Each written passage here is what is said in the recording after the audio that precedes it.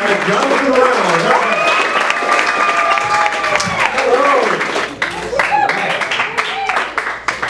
Sex in the City 3. Okay. Fabulous. You know, thanks for coming out, first of all. I know it's kind of crazy out there. I know the economy's a little crazy. I know it's just kind of a backwards time. You know, because gas is like through the roof right now. Yet chicken nuggets are cheaper than they have ever fucking been. Right? I mean, here we have chicken nuggets, $10 for a 50-pack. These are unprecedented chicken nuggets prices, ladies and gentlemen.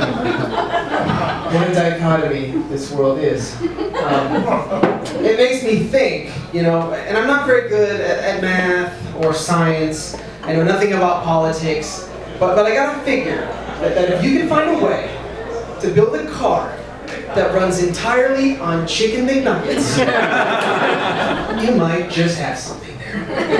Because I could see that, yeah, it's like I'm getting, you know, 5 miles to the nugget, 250 miles to the 50-pack, and that's without the dipping sauces. So, da-da-da-da-da, I'm loving it. Hey!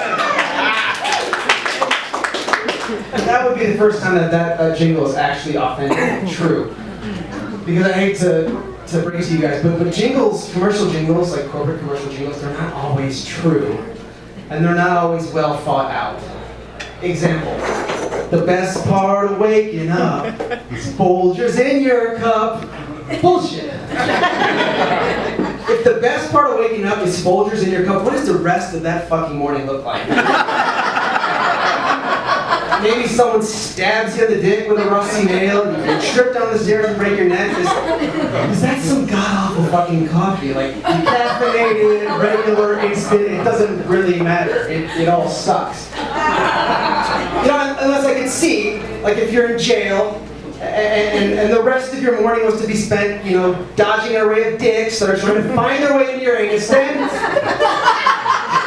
perhaps the cup of Folgers might be. But even then, you know, I don't know. I tend to feel that dick dodging is completely underrated.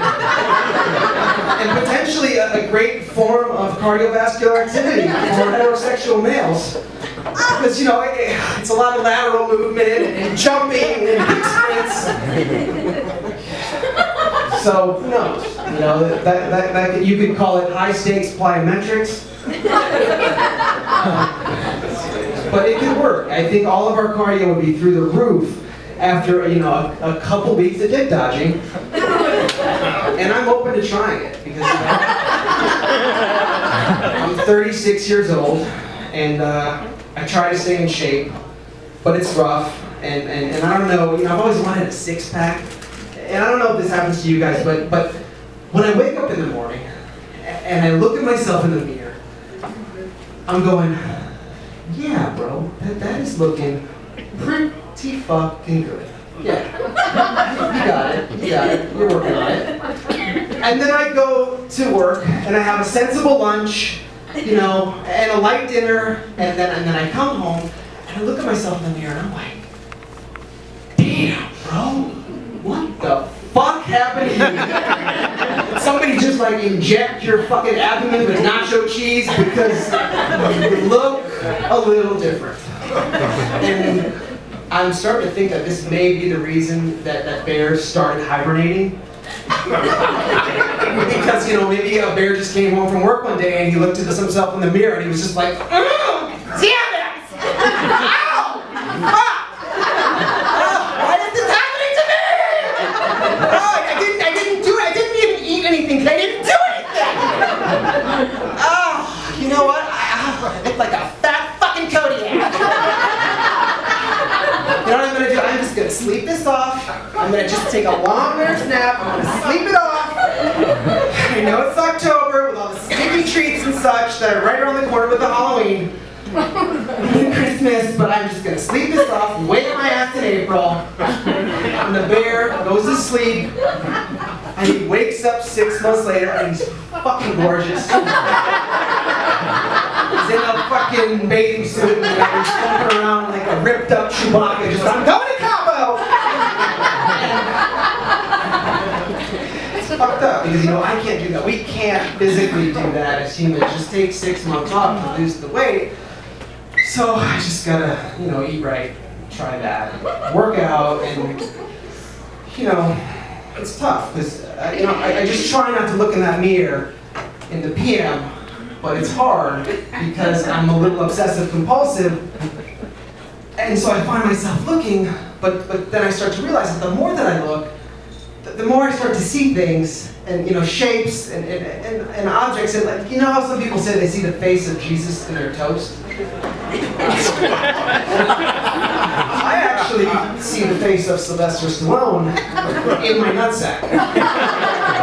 Is it just me, or does this guy look more and more like a fucking nutsack?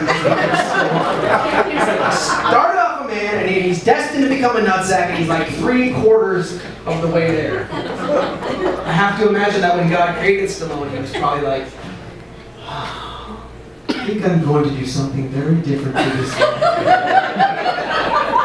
I'm going to start him off very muscular, with great mass appeal and charisma, and then slowly, like a frog, aging backwards into a tadpole, his arms and legs will sink in, his skin will shrivel up, and eventually he will be nothing more than a nutsack. It will be my greatest creation. Which sucks if you're fucking Sylvester Stallone, but the plus side is like, for the millions of working class nutsacks out there that need a hero, someone to look up to, they've got Stallone, and they can go to church on Sunday and they can look up at God and say, thank you, Lord, for creating this half-man, half-sack creation that gives us hope. Because if he can become a sack, then maybe someday we can become men and rise up from this oppressive shadow of this dick that hovers over our heads, much like the Russians were to Rocky in Rocky IV, when he single-handedly defeated Drago and ended the Cold War. Because if he can change, you can change, I can change, everyone can change. Is anybody going to throw some Tinactin down here? I'm starting to itch. I need some powders, please. Thanks for that.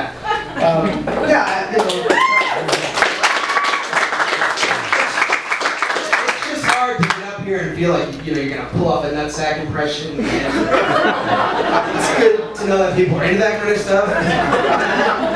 I use the southern accent, for those of you that don't know, that's just a regional dialect. They're from the South, and they talk. You can Google it if you want. It's a fact. So I'm just gonna end off with one quick little bit, one medium-sized bit. I want to start off by saying that I really appreciate you guys coming out here tonight and supporting.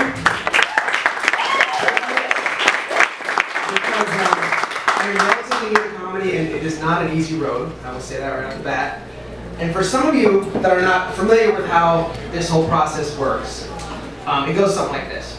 Before the jokes actually get to you guys, they start off in these little clubs where we do these things called open mics. Well, we're like about 10 to 20 comics get together in a room, in a club, and we pay like a $2 cover, kind of like you guys did, and we put our names on a list so that we can wait in the line to do our 5 minutes of material, which is generally met with the response from the other comics that's like, no laughter, hostile, that kind of thing. So it's really hard to ever gauge if any of this stuff is actually going to be funny.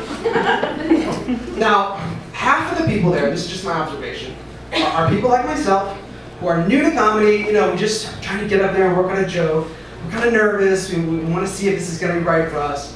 Or, the other part of that half are people that have been doing it for a while. They're nice comics, just want to get up there, work out some jokes, and, if the bartender laughs or we get a chuckle here or a chuckle there, we're like, this is A material, fuck yeah, I'm putting that on the paper, that's going to get performed.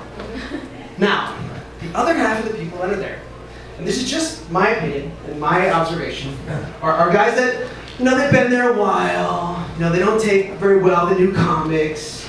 You know, they're very cliquey. They never laugh at any of your material. They laugh at their material and their friends' material. You know, and they got names like Johnny D, and J-Rock, and fucking Dick Diaz. And, you know, they tell these jokes about each other's mother. That's the big thing. Yeah, fucking tell jokes about each other's mother. And they don't give a shit if you laugh at their jokes. They're very, very verbal with you up front about that. I don't give a shit if, you know, you laugh at my jokes. And the set goes a little something like this. Hey, what's up? Dick fucking Diaz in the house. Hey, Johnny D's out there. How's it going, Johnny? Fuck you, Johnny D. Fuck you, Johnny D. Fuck you, Johnny D. Fuck you, Johnny D. I don't give a shit. All right, I got a joke for you tonight, huh? What is the difference between a 300-pound German Shepherd with herpes and me? Huh?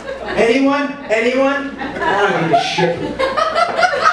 The difference is, I haven't fucked Johnny D's mom! Yeah! Fuck you, Johnny D! Fuck you, Johnny D! Fuck you, man! I don't give a shit. Laugh, don't laugh, I don't give a shit! Fuck you, Johnny D! Yeah! Yeah, alright, fine. Fuck, I'll pull it back. Pull it back. Maybe that was a little too harsh. There's no difference between me and the 300-pound German Shepherd. None of us have fucked Johnny D's mom. Because Johnny D's mom is fucking dead! Yeah! She's fucking dead! Someone shot Johnny D's mom and buried that bitch in a fucking hole. They're gonna dig that bitch up and dance with Johnny D's fucking mom!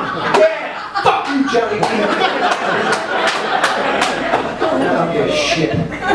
And then, you know, I'm sitting there, you know, drinking my 2 Diet Cokes, and I'm watching this happen going, okay, all right, so you start with a nugget bit, and then you kind of work on from there, and, you know, I'm just nervously sitting there, and I'm way too nice in these situations, because, you know, I want to network and meet people, so the minute the guy gets off stage, I'm like, hey, Dick Diaz, man, good set, very well done, very well done. Where do you do jokes, and, you know, what open mics do you go to, and the response I usually get is like, fuck you, faggot! And the guy walks well played, well played. Dick Diaz, ladies and gentlemen. Very, very funny stuff. Oh, God, how did I get you? How did I get you?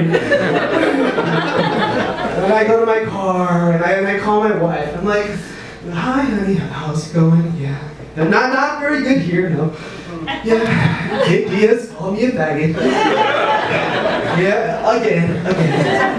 You know, I think he's starting to recognize me. I think he'd like to couple my jokes. I think, you know, so it's going good. You know, it's going. So anyway, my point is that, once again, this is just my observation, but it's extremely hard for new comics to get out there and, you know, get started. And we appreciate you guys coming. I appreciate you guys coming, supporting all of us. And that's it. Thank you.